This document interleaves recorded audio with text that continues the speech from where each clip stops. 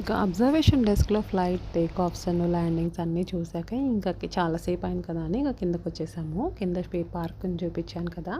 ఇదనమాట. చాలా పెద్దది. యాక్చువల్లీ చాలా యాక్టివిటీస్ ఉన్నాయి పిల్లలకి. ఇది మంచి డే అవుట్ ప్లేస్ అనమాట. మార్నింగ్ వస్తే చక్కగా ఈవినింగ్ వరకు పిల్లలు మంచిగా ఆడుకోవడానికి ఎన్ని ఉన్నాయంటే పక్కన ఒక గోల్ఫ్ గ్రౌండ్ కూడా ఉంది.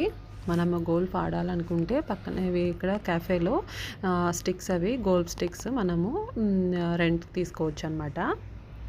అండ్ ఇక్కడైతే పిల్లలకి మంచిగా ఎయిర్‌పోర్ట్ పార్క్ కదా! సో, ఎయిర్‌పోర్ట్‌లో ఫీలింగ్ లాగా ఫ్లైట్ అని, ఊట్ అని అండ్ ఎయిర్ కంట్రోల్ టవర్ లాగా ఇట్లా అన్నీ డిఫరెంట్‌గా పెట్టారు. ఇవన్నీ కూడా వాళ్ళు ఆడుకునేలాగే పెట్టారనమాట. అన్నీ స్లైడింగ్స్ అని పైకెక్కి వాళ్ళు కొంచెం ఏదన్నా చూడటానికి అట్లా డిఫరెంట్‌గా బావుంది. వాళ్ళైతే పిల్లలు అసలు ఇంకా ఆడటం మొదలుపెడితే ఇంకా అసలు ఆగేయట్లేదు. తెగ ఆడుతూ ఉన్నాడు. ఇక ఆడి ఆడి పాపం అలసిపోయేసాడు.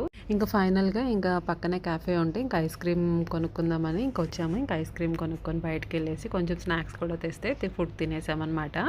ఇంకా తిన్నది మళ్ళీ అరిగే వరకు ఇంకా ఆడుతూనే ఉన్నాడు. మేమైతే అసలు మంచిగా ఎంజాయ్ చేసాం. నాకైతే బాగా అనిపించింది. ఇంత కష్టపడి ఇంత దూరం వచ్చినా కూడా అంటే ఫైనల్లీ మా వాడు హ్యాపీ అనమాట. బాగా ఆడుకున్నాడు. ఇంకా చూడండి పాపం వికెట్ డౌన్ ఇంకా ఇంటికి బయలుదేరాము.